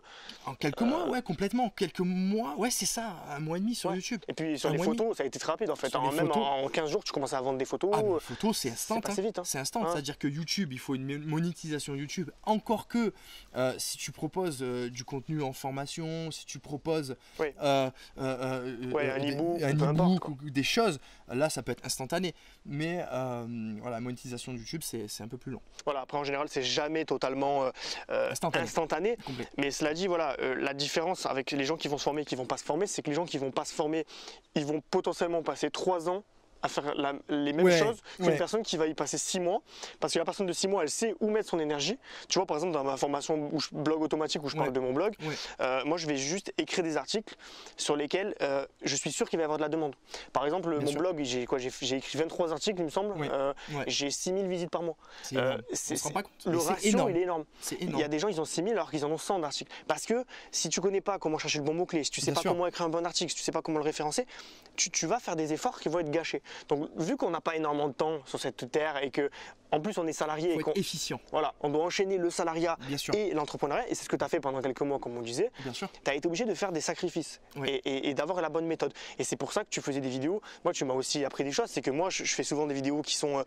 Je fais du montage, je fais pas mal de choses avant dans ma Ouais. vidéo. Elles sont plus travaillées en termes de forme et de fond. Le truc spontané, moi. Toi, c'était- tu es arrivé, tu as pris ton téléphone, tu as appuyé sur play, Ah ouais, tu as fait complet. one shot, pas de Ouais. montage, publié. Ouais. Et moi, ça, c'était un truc qui était impossible Sur pour moi. plus de 100, au total sur mes deux chaînes, c'est quoi? C'est des one shots, c'est plus de 200 vidéos comme ça. Ouais. Quoi. Mais du coup, c'est incroyable parce que moi, ça m'a ouvert aussi une façon de voir les choses. C'est que tu vois, t'as pas le temps, bah, trouve-le le temps. Le temps, Ouais. en fait, c'est pas grave. Oui, T'as oui, pas le temps. T'as oui. pas le temps de faire du montage. Ben, ne fais pas de montage. Faut voir ce qui est efficient, 80-80, c'est toujours pareil. Tu veux t'économiser, te former, mais tu vas passer 100% de ton temps à aller chercher des infos partout, dans tous les sens, alors que pour quelques dizaines d'euros ou centaines d'euros, tu peux avoir un packaging d'informations qui va te faire gagner 1 an de recherche, 2 ans de recherche ou toute une expérience de recherche. Toute une expérience, parce que être un expert dans un domaine, c'est 10 000 heures en fait. C'est Ouais, 10 c'est 000 vrai. heures. Donc le gars qui a 10 000 heures d'informations et qui te le condense dans quelque chose d'intense, ben voilà, tu as 10 000 heures d'informations Ouais, tu dans vas gagner peut-être, 10-15 heures de voilà. vidéo, alors que toi, ben, va faire tes 10 000 heures, t'as pas fini quoi. C'est ça. Donc déjà, ça te prend beaucoup de temps à te former sur ta passion, à t'intéresser. Si en plus de ça, il faut que tu t'auto-formes de partout sur toutes les Voilà. méthodes, t'as pas fini. Donc dans mon cas, j'ai fait quelque chose d'assez simple, mais derrière tout ça, il y avait quand même de la formation, de la stratégie, parce que si tu vas à la fleur au fusil, Bah, autant dire si que... t'as de la chance, ça marche, mais Voilà, bon, compter sur la ouais, chance ouais, pour ouais, sa ouais. liberté financière, c'est pas quelque chose que je Non, recommande. complet, ouais. Sinon, tu sais quoi, j'irai aller au casino, je mettrai tout mon argent sur une C'est un couleur. peu ça, voilà. Et ouais. je prie Complet. pour- voilà. Mais ouais, Complètement. globalement, c'est ça l'idée, c'est qu'en Ouais. fait, t'as pas eu ce perfectionnisme qui te bloque, tu vois. C'est-à-dire que t'as dit, ok, je vais pas être parfait dès le début, Ouais. tu l'as accepté, tes vidéos C'est étaient. une règle d'or. Ouais, c'est ça. C'est une règle d'or. Ne pas attendre d'être prêt pour commencer. Clairement. Tes vidéos sont pas parfaites, comme les miennes ne le sont pas non plus, Complètement. mais on s'améliore à chaque fois qu'on en fait. Moi, tu vas voir mes premières vidéos, je dis là aux personnes qui regardent cette vidéo, allez voir mes premières vidéos, vous descendez, il y en a 201, donc vous descendez tout en bas. Regardez la première, je suis beaucoup moins à l'aise, je sais pas comment me tenir sur la vidéo, Complet. les montages ils sont mal coupés, des fois on me voit tourner la tête comme ça à la fin d'une séquence. Voilà, c'est pas parfait, mais ça n'empêche pas que ça a apporté une pierre de plus pour le barrage ou pour gravir la montagne, je sais pas l'image que vous préférez. Ouais, bien sûr. Mais tu vois, tu poses L'Everest. une pierre. Voilà. Pour faire une maison, t'attends pas qu'elle soit parfaite. D'abord, tu poses une pierre, puis une deuxième, puis une troisième, puis au final, ça fait une maison. Et après, tu Exactement. l'améliores. Tu dis, ah tiens, mais je vais renforcer là, je vais faire ci, je vais faire ça. Voilà, On mais- découvre des nouveaux chemins, des nouvelles opportunités, Voilà. et c'est en allant à l'action qu'on découvre des nouvelles opportunités. Très très important que je garde à l'esprit tous les jours, parce qu'il n'y a pas que moi dans ma thématique, il n'y a pas que toi dans ta Bien sûr. thématique. Et souvent on a tendance à se comparer aux autres, oui mais lui c'est mieux, je sais pas si je devrais... Non. La persévérance est la force du faible, c'est-à-dire que tu fais, tu t'arrêtes pas, tu regardes pas derrière, tu fonces dans la direction où tu veux aller. Tu connais ton objectif, tu fixes un objectif assez haut, c'est important, et tu fonces.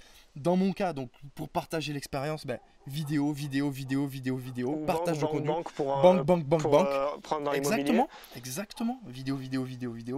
Et alors moi j'ai eu la chance que ça a pris assez rapidement, mais voilà, ce qu'il faut c'est que ça monte. Et pour que ça monte et qu'on on perce le plafond de verre, continuer, persévérer. La persévérance, c'est du force du faible. C'est-à-dire que plus tu fais, tu lâches pas et à la fin, ça va fonctionner. Il n'y a pas le choix que ça fonctionne. Alors que si en cours de route, tu regardes derrière, non, là, c'est pas bon. En fait il faut avoir la foi. C'est con à dire, mais il faut vraiment y croire. C'est-à-dire que si tu as la bonne méthode et que tu appliques cette bonne méthode de manière régulière ça va marcher. Et long-termiste, ça va forcément marcher. Tu vas peut-être pas gagner autant que ce que tu avais espéré, peut-être que tu t'étais fixé 2000 et que tu vas gagner 500, mais tu gagnes quand même 500, tu vois. C'est-à-dire que tu gagnes pas zéro. Alors que si tu persévères pas, tu finis par abandonner parce que tu te décourages. Et je connais tellement de gens qui se découragent parce qu'ils attendent que les résultats soient immédiats. Mais si tu as la foi et que tu dis ça va fonctionner, j'y crois et je suis sûr que ça va marcher, j'ai aucun contre-exemple de gens à qui ça n'a pas marché. Ça, et aussi ce qu'il faut voir, la différence avec le salariat, c'est que le salariat, tu bosses, t'es payé. Là, c'est vrai que ça met un peu de temps à démarrer, dans certains cas. Mais quand c'est démarré, ce que tu as fait hier, ça te rapportera demain et après-demain. Alors que le salariat, ce que tu as fait hier, ça va te rapporter à la fin du mois, mais le mois prochain, tu ne vois pas la couleur.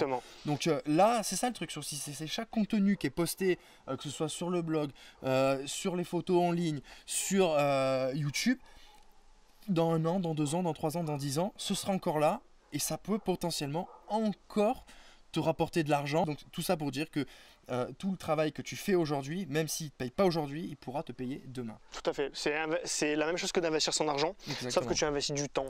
Et investir du temps, c'est quelque chose que les gens ne pensent pas souvent. Mais l'avantage, c'est que l'argent, on n'en a pas tous. On ne peut pas tous investir en bourse, dans les crypto-monnaies, parce qu'on n'a pas tous des économies, on n'a pas tous 50 000 € à mettre quelque part. Par contre, du temps, on en a tous. Et les gens qui pensent ne pas en avoir, ils en ont plus que ce qu'ils pensent. Parce que, tu vois, moi, c'est les gens qui disent, ouais, j'ai pas le temps, mais qui le soir, ils vont regarder 3 heures la télé. En fait, le temps, alors, c'est une question de priorité. Ah, mais complet. Voilà, on en a tous, c'est une question de priorité. Si tu préfères regarder la télé, il faut peut-être te questionner sur pourquoi tu préfères regarder la télé plutôt que de travailler sur ton projet. Maintenant, je respecte, tu vois, chacun fait ce qu'il veut. Seulement, le temps, on en a et il faut trouver la bonne formule pour en trouver davantage si on veut, en tout cas, accomplir des projets. Et une fois de plus, c'est encore différent du salariat. Moi, c'est ce que je ressens. C'est ce que je ressens. C'est encore différent du salariat, c'est-à-dire que c'est comme en IMO, comme sur YouTube, quand tu investis, tu récupères peut-être plus tard. En bourse, tu récupères peut-être plus tard. Mais là, c'est pareil. Le temps que tu investis aujourd'hui, c'est du temps qui va se dégager pour toi demain. Exact.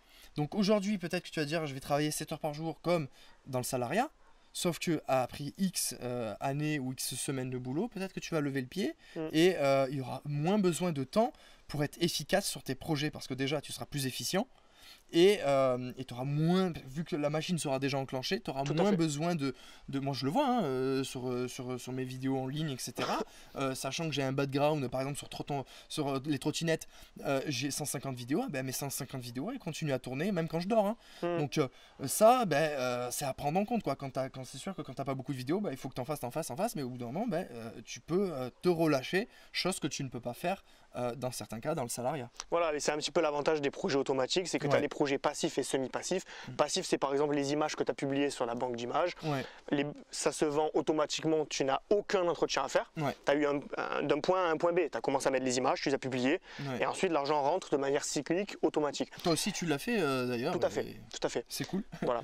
Et il y a aussi les projets semi-passifs, où là tu vas être sur par exemple de la chaîne YouTube, où effectivement il va falloir quand même l'entretenir, parce que si tu abandonnes ta chaîne, au bout d'un moment elle va plonger petit à petit. L'algorithme YouTube, il met moins en avant les vidéos, les chaînes qui arrêtent de publier. C'est lent et progressif, mais ça arrive quoi qu'il arrive. Donc l'idée c'est d'avoir une certaine régularité, mais tu vois, moi par exemple, tu faisais, je travaille 3-4 heures par jour parce que moi aujourd'hui, ma mission d'aujourd'hui c'était finir le montage d'une vidéo, tourner cette vidéo et écrire un mail. Si ça me prend 3 heures pour le faire, ma journée elle se résume à 3 heures. Des fois j'ai du coaching, des fois j'ai 2 coachings dans la journée, c'est 1 heure le coaching, au bout de 2 heures c'est terminé. Tu vois, donc ta journée, t'as pas besoin de travailler 8 heures comme dans le salariat. Et comme tu dis, tu gagnes du temps à long terme. Au début, tu vas bosser en dehors du salariat, le soir et tout. Donc quand tes potes ils vont aller boire des bières et que toi tu vas être sur ton projet et qu'ils vont t'appeler, il va falloir être fort pour dire non, moi je prépare mon futur. Et quand tu vas commencer à gagner du temps, là, tu pourras boire des bières toute la journée pendant que les autres ils travaillent. Et c'est ça en fait, c'est que souvent dépend les personnes, toujours pareil, hein, mais souvent on pense pas au lendemain, on pense pas au lendemain et on pense comme si ça allait être infini, mais c'est vrai qu'à un moment donné, quand on approche de la retraite, peut-être qu'on a envie de lever le pied, et si on n'a pas fait le background nécessaire, ben à ce moment-là, ça risque d'être compliqué pour lever le pied, alors que si tu as fait ce qu'il fallait, ben moi c'est ça qui m'a motivé aussi. C'est vraiment ça qui m'a motivé, c'est que je me suis dit, mais qu'est-ce que je veux de mes vieilles années? Puisqu'on vit tous en moyenne de ta jeunesse. 80 ans, qu'est-ce que je veux de ma jeunesse? Puis avoir du temps de libre, enfin, c'est bien l'argent. Peut-être qu'il y a des personnes qui sont cadres, qui gagnent bien leur vie, gagnent plus de 2000 euros par mois, mais que c'est pas ouf, c'est pas le train de vie qu'ils veulent, tu vois. Peut-être qu'ils préféreraient gagner pareil ou un tout petit peu moins et être libres en fait, finalement, s'occuper un peu plus de leurs enfants, rentrer pas rentrer à 18h le soir, 19h le soir, finir ta journée à 16h. Les ingénieurs, il y a peut-être des personnes qui gagnent bien leur vie, mais qui finalement ont plus besoin de temps que d'argent en fait dans leur vie. Tout à fait. Enfin, du moins de ce qu'ils veulent. Et aussi plus de bonheur, parce que finalement, l'argent c'est une chose. L'argent pour moi c'est un marteau, tu vois, tu peux en faire ce que tu veux, tu peux faire quelque chose de positif, c'est-à-dire planter un clou ou mettre un coup dans le crâne de quelqu'un, c'est négatif, tu vois. Exactement. Donc en fait c'est neutre en fait l'argent, c'est pas la finalité. Les gens qui travaillent pour l'argent, c'est des gens qui n'ont pas compris en fait la vraie valeur de l'argent, enfin selon moi, hein, parce que je pense que voilà, l'argent c'est ce qui te libère. Donc moi je préfère gagner par exemple 1000 euros par mois plutôt que d'en gagner 3000 dans le salariat. Parce que j'aurai plus de temps pour moi, parce que mon temps a plus de valeur selon moi que l'argent. Ah mais à fond. Et mon bonheur du coup, parce que le bonheur passe par le fait d'être libre, de pouvoir travailler sur des projets qui te plaisent. Enfin, genre, toi, tu travailles pour des projets qui te plaisent, tu vois. Donc ça n'a pas de prix. Il vaut mieux ça que de gagner 3 fois plus dans le salariat. Alors tu peux le faire en sacrifice, admettons demain tu gagnes, je sais pas, 4000 euros dans le salariat. Tu peux te sacrifier quelques années, tu vois, histoire de bien planquer pour te préparer. Bien sûr. Mais est-ce que ça vaut vraiment le coup? Est-ce que vraiment ces années-là, ces 4 ans-là, parce que le temps tu sais pas combien t'en as, tu vois. Ah ben ça c'est sûr. Peut-être qu'il te reste plus que 10 ans à vivre, tu vois. Genre, bien sûr, on sait pas complètement. Mais on sait jamais en fait. Et quelque chose qui m'a motivé également, qui moi, dans mon cas, gagner le SMIC et gagner pas beaucoup ma vie, ce qui m'a ultra motivé aussi à entreprendre, c'est que ça pouvait être exponentiel. Et quand je dis exponentiel, c'est que moi, de mon expérience, j'ai jamais vu trop mon salaire augmenter. Ça a toujours diplôme égale X salaire. Voilà. Après ça monte, mais le plafond de verre ça peut pas être exponentiel. Il y a un mois tu fais 2000 euros, le mois tu fais 4000, alors je gagne pas encore ça. mais certes, en tout cas, ce qui est sûr, c'est qu'on peut casser le plafond de verre. On a beaucoup d'exemples autour de nous, qu'on peut citer ou qu'on ne peut pas citer, mais en tout cas il y a beaucoup d'exemples justement qui cassent le plafond de verre, c'est-à-dire que à un moment donné, quand tu as fait le travail nécessaire et que tu as investi assez de temps dans ton business, tu vas sortir une vidéo, un livre, quoi que ce soit. Eh bien, rien qu'avec ça, tu vas pouvoir faire beaucoup d'argent plutôt que trader ça avec 7 heures ou 8 heures de travail. Voilà, c'est de la vraie méritocratie. Voilà. C'est-à-dire que tu es payé au mérite. C'est-à-dire que voilà, si tu travailles beaucoup, tu vas probablement beaucoup gagner. Après, tu pourras lever le pied plus tard. Mais c'est toujours le mérite. Si tu ne fais rien de tes journées, si tu ne travailles pas sur tes projets, tu ne gagneras pas d'argent du salariat. Et ça peut paraître des fois magique quand tu vois les vendeurs de rêves qui te disent oui, tu peux gagner 3000 euros en 5 minutes, machin. Là, tout à l'heure, on a regardé sur YouTube, on a vu qu'il y avait des gens qui cherchaient comment devenir riche en 5 minutes. Exact, c'est exact. 5 minutes. Il faut arrêter d'être irréaliste. J'allais dire un autre mot, mais là, voilà, c'est irréaliste. Voilà, c'est ça. C'est qu'au bout d'un moment, c'est logique que tu vas pas devenir riche en 5 minutes, mais des gens le croient. Donc voilà, aujourd'hui, on est la preuve que ça fonctionne parce qu'on a lancé nos projets et qu'on gagne de l'argent avec hors du salariat. Maintenant, ça demande de l'investissement, ça demande de vraiment le vouloir, ça demande de se former pour ça. Et voilà, je pense que c'est pas mal résumé. C'est pas mal résumé et ce que je voudrais rajouter, c'est investir. Quand on pense souvent à investir, on pense à investir dans un projet, on pense à investir en bourse, on pense à investir en immobilier, on pense à investir dans un tout tas de choses, dans les montres, dans les voitures, parce que finalement ça peut être un business, les voitures anciennes, etc. Mais il faut investir sur soi, en fait. Il faut Ça investir en soi, parce que c'est nous, c'est le plus gros bijou qu'on a, c'est nous, notre tête, notre corps, et très important à investir sur soi, et ça passe par la formation, et c'est ce que c'est ce que j'ai fait.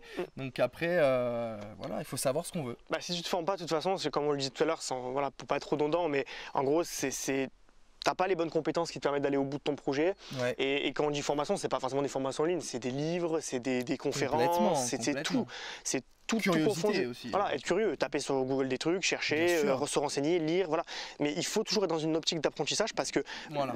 la société actuelle nous pousse à arrêter d'étudier à partir de 18 ans. Ouais. On a le bac, on a des fois on a un diplôme après, mais dès qu'on a le diplôme, on se dit c'est bon. Ça y est, je suis validé. L'État m'a dit, moi j'ai un diplôme, je suis un bac plus 3, voilà, l'État m'a dit c'est bon, je suis vérifié. Donc je pourrais très bien me dire, ben, c'est quoi, moi je suis vérifié, j'ai une légitimité, j'aurais plus rien à apprendre de personne. Mais c'est faux, j'apprends tous les jours. J'apprends de personnes qui ne sont pas dans mathématiques, j'apprends des gens qui des fois gagnent moins que moi. On apprend tous les jours des autres, de leur expérience, de plein de choses. Et je pense que c'est vraiment utile de se former tout le temps. Donc Camille, pour résumer, j'aimerais bien qu'on fasse un dernier point sur tes projets pour vraiment qu'on soit clair.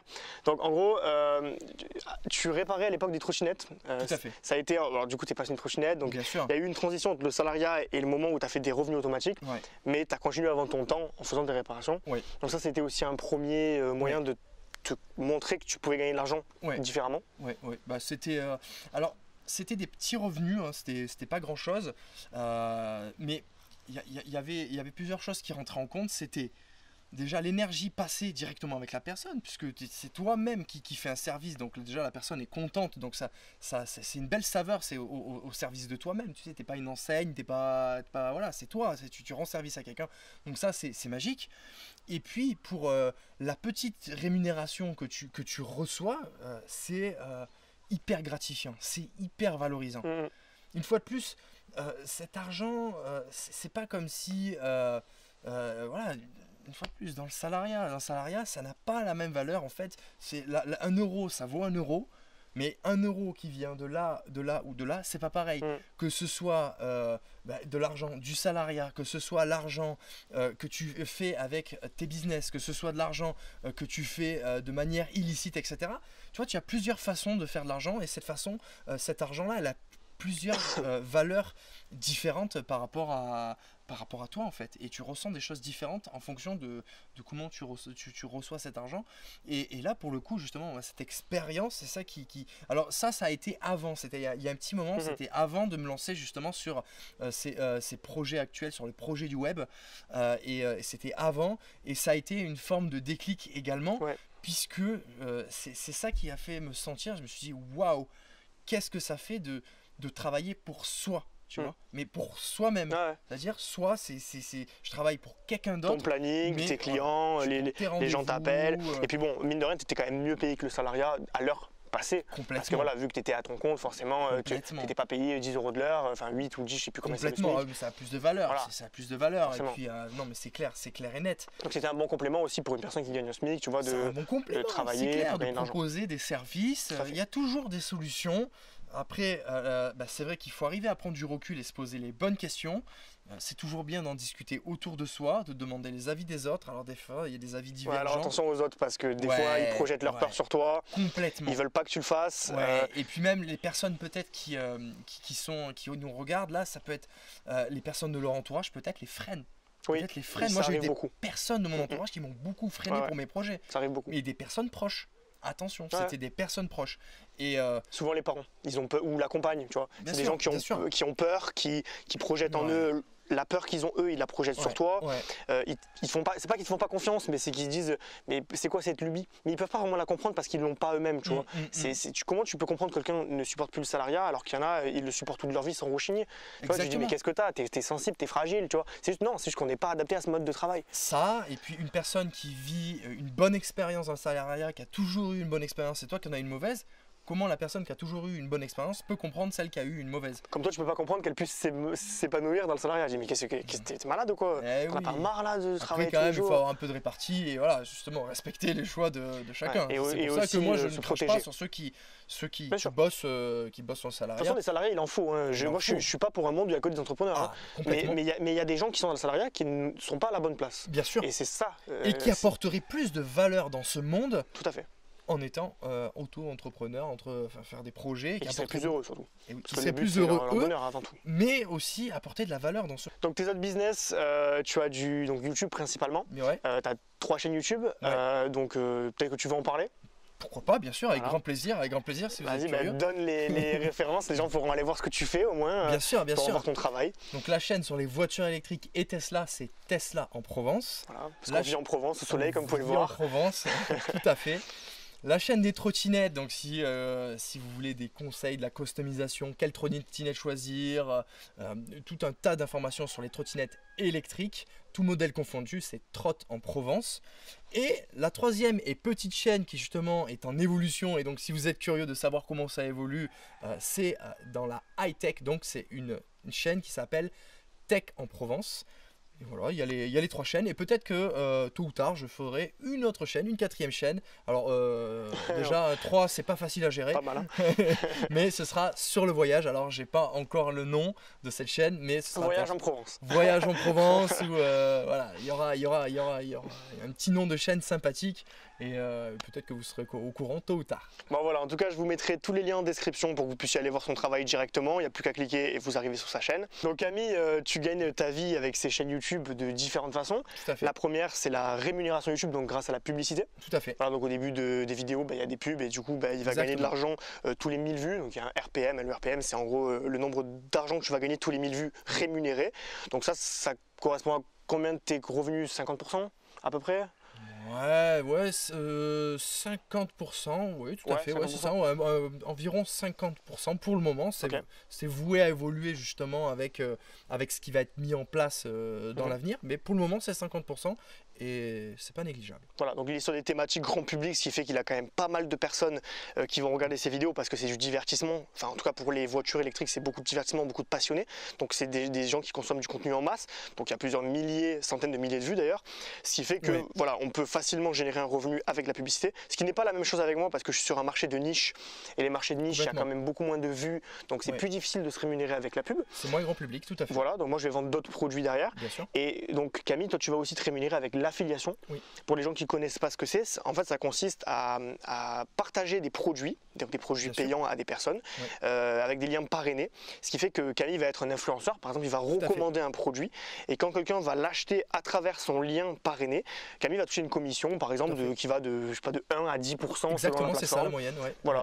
Donc du coup, par exemple, il va présenter un accessoire pour la voiture électrique, Tesla. Voilà, par exemple, je sais pas, une nouvelle poignée de porte un peu plus stylisée. Une surpoignée par exemple en carbone ou en faux carbone, selon la gamme de produits que vous voulez. Et sur cette poignée de carbone, je la présente, je donne mon avis, positif, négatif. Le but c'est d'être le plus authentique possible. Tout simplement. C'est ta passion, t'en parles juste, en fait, comme t'en parlerais à un ami en fait. Complètement, mais complètement. Et à ce moment-là, si les gens sont intéressés, s'ils ont une Tesla ou s'ils sont curieux, ils peuvent aller voir dans la description de la vidéo et cliquer sur ce lien-là. Et si les personnes achètent le produit, du fait que grâce à moi, le site a eu du trafic, il me passe une rémunération en fonction de ce qui est fixé par rapport à l'article et ce qui fait que c'est quasiment les 50 autres pourcentages de mes revenus en comptant la vente de photos en ligne qui compte 10% de mes revenus environ et voilà, c'est pas mal, ça permet d'en vivre. Ouais, alors je précise que contrairement au dropshipping, le prix n'est pas gonflé. C'est-à-dire que c'est le même prix qu'une personne qui ne l'aurait pas acheté à travers le lien affilié. Ce qui fait que c'est vraiment la plateforme qui va verser une commission, voilà.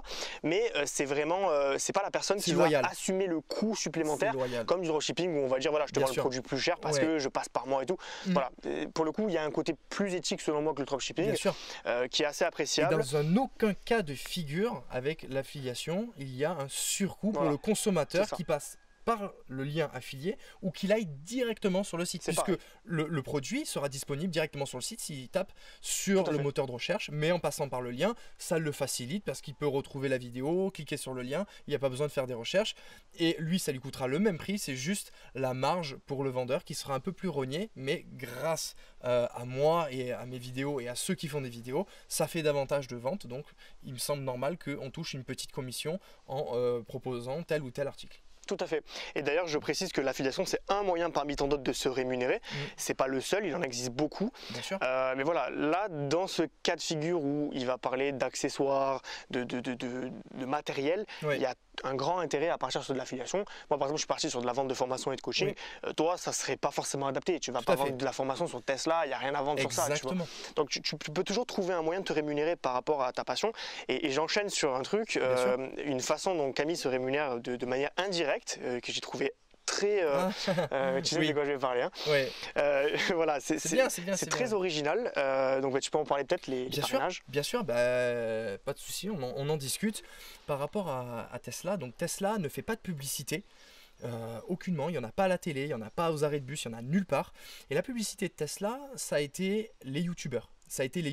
Et comment Tesla encourage les youtubeurs à faire de la publicité pour Tesla, c'est en proposant 1500 km de supercharge gratuite. Concrètement, ça équivaut à 140 € d'électricité gratuite. Donc beaucoup de kilomètres. Donc beaucoup de kilomètres, ça fait 1500 km, voire même plus, puisque ça correspond à 372 kWh d'électricité. Donc ça correspond quasiment à 2000 km gratuits par lien de parrainage utilisé. Et quand une personne utilise ton lien de parrainage pour acheter sa Tesla neuve, Il débloque aussi. il débloque 1500 km pour lui Donc, ils ont un et intérêt pour aussi. toi. Donc toutes les personnes qui achètent une Tesla neuve ont tout intérêt d'utiliser un lien de parrainage. Évidemment. Et donc ça leur fait gagner eux 1500 km et moi qui est youtubeur 1500 km de kilomètres gratuits également. Sauf que quand on est youtubeur, on en a plusieurs. Et moi j'ai eu plusieurs dizaines de personnes qui ont acheté leur Tesla avec mon lien de parrainage, ce qui m'a fait plusieurs dizaines de milliers de kilomètres gratuits. Et donc à l'heure actuelle, si je vais me charger sur le réseau de supercharge Tesla, je roule gratuitement, donc ce qui m'a permis de partir loin en voyage cet été pour profiter des vacances, et j'ai pu partir loin facilement grâce à ces parrainages gratuits. Et finalement la voiture en soi coûte un peu plus cher qu'une voiture thermique, mais finalement, quand tu ne payes pas le carburant sur les longs trajets, ça fait la différence. Et tu l'as depuis combien de temps ta Tesla? La Tesla, ça fait 1 an. Donc ça fait 1 an que tu as ta Tesla, et si je m'abuse, tu n'as jamais payé Non. 1 € d'électricité pour la faire rouler. Et tu as roulé pas mal quand même. J'ai roulé pas mal, j'ai fait 20 000 km en 1 an. 20 000 km gratuit. Donc là, c'est un moyen astucieux de se rémunérer de manière indirecte. Plus aucun frais de transport lié au parrainage. Donc Camille roule gratuitement depuis 1 an. Et il va sûrement le faire encore 1 ou 2 ans parce qu'il a débloqué beaucoup de kilomètres. Bon là, le système de parrainage s'est arrêté. Il s'est arrêté le système de parrainage. Donc là, je roule sur les kilomètres entre guillemets que j'ai restants. Mais il t'en reste pas mal. Il m'en reste pas mal. Et en fait, au travers de ça, j'ai continué cette passion. Puisqu'au début, on est là un peu, les parrainages, c'est intéressant, etc. Mais en fait, on se rend vite compte que les parrainages, c'est intéressant. Mais la passion, ça a pris le dessus, le partage a pris le dessus sur tout ça. Et s'il n'y avait pas de partage et de passion, les gens, ils le ressentiraient de toute façon. Et ils ne regarderaient moins les vidéos, ça ferait moins de buzz, ils les partageraient moins sur les réseaux, etc.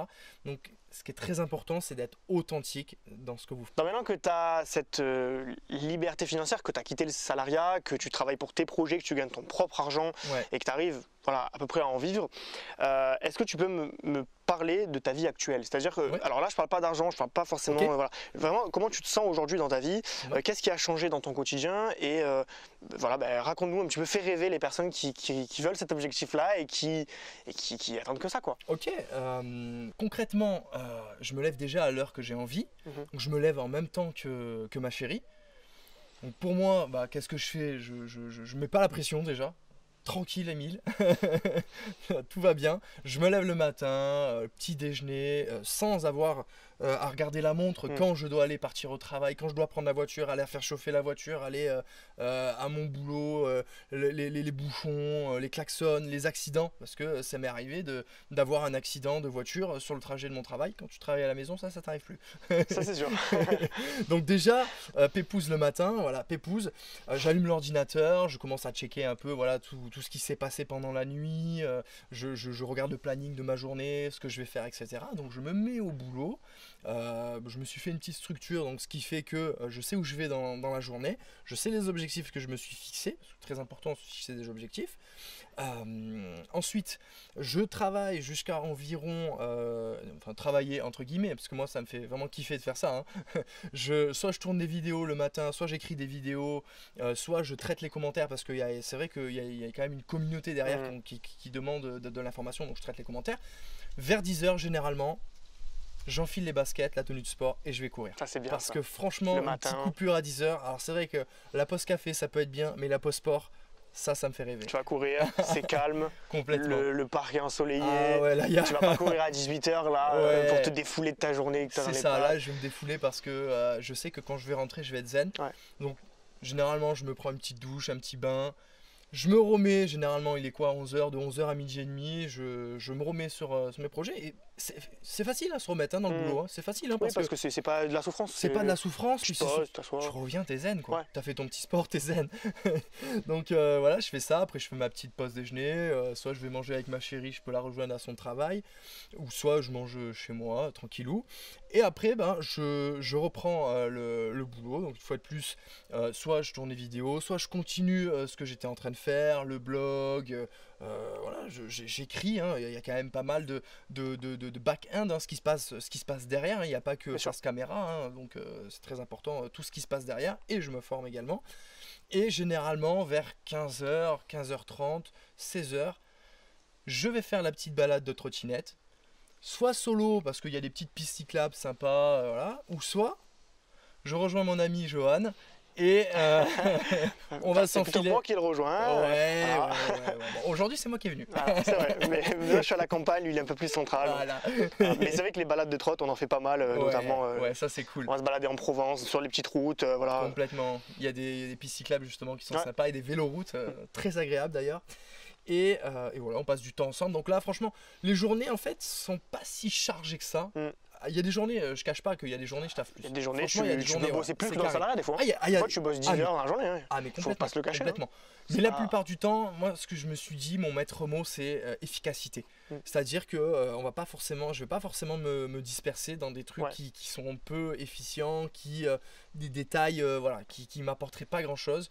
J'essaye de me concentrer voilà, sur le cœur du métier. Et voilà, c'est pour ça que des fois je travaille moins. Ça m'est déjà arrivé de travailler 3 heures par jour, 4 par jour. Et même parfois, pas du tout. Et les journées, pas du tout. Voilà. Ah, il y a des journées. Bah, des fois, tu te réveilles, des fois, tu t'es levé du pied gauche, t'es pas bien, tu vas voir ta t'as famille. mal à la tête, tu vas voir ta famille, Tu vas tu voir ta famille. as un truc de prévu, voilà. Tu peux ne pas travailler une journée, c'est pas un drame. Ça m'est arrivé plusieurs Ça fois. change pas ton quotidien. Mais très important, avoir quand même cette rigueur. Moi, ça n'empêche pas que quand je vais rentrer, là, je vais taffer, tu vois. Voilà, Là, je vais rentrer, il va être 18, 19 h, et ça m'arrive des fois de travailler jusqu'à 23 h. mais tu le fais par plaisir, Ah, mais pas ouais, par contrainte. mais complètement. Et c'est ça la différence. J'ai pas envie de faire autre chose. Tu me dis, tu veux faire quoi? Ouais. Ah non, mais là, là, je fais ça. Là. Ça me C'est plaît. un côté Ah, j'ai addictif en fait. Ouais, c'est une des Ouais, rares fois complètement. où tu sens que le travail c'est quelque chose de bien sûr. plaisant et d'addictif et ça bien sûr. peut même devenir une passion en fait. C'est ça qui Ah, est bah, assez bizarre, c'est que le complètement. travail, normalement l'étymologie du mot travail Bien c'est sûr. souffrance, mais nous C'est ça. c'est pas de la souffrance en fait, C'est ça. c'est du plaisir. C'est ça, parce qu'en fait, souvent, on part d'une passion qui est une passion, mais après, bah, c'est vrai qu'autour de cette passion, il faut mettre quand même des mécaniques en place. Bien sûr, Et ces mécaniques-là deviennent passionnelles. c'est vrai. C'est ça. Ouais, ça devient addictif. Ça devient On prend addictif. du plaisir à avoir des Complètement, résultats, ouais. à voir que ça Donc fonctionne. aujourd'hui, bah, ouais, je suis vraiment content en tout cas de partager ça avec toi et qu'on ait des choses en commun. Et moi, je suis vraiment content de partager également ça avec ta communauté parce que si ça peut servir à certains, parce que moi franchement je suis parti de loin et je sais que c'est possible, voilà, c'est possible et il n'est jamais trop tard pour bien faire et le meilleur moment c'est tout de suite. Super, et voilà, ça fait longtemps que je voulais faire cette interview avec toi Camille. Merci à toi. Merci, ouais. Et en fait plaisir. voilà, ça fait longtemps. Je pensais que ça allait être un entretien qui allait durer peut-être une demi-heure. Ça a duré plus d'1 heure parce qu'on avait des choses à dire. Et Complet. en fait avec Camille, on est amis, donc on se voit souvent dans la sphère privée. Ouais. Et on a tendance à des fois beaucoup discuter de tout ça, du business, tout parce que c'est notre sujet de prédilection en ce moment. Ouais.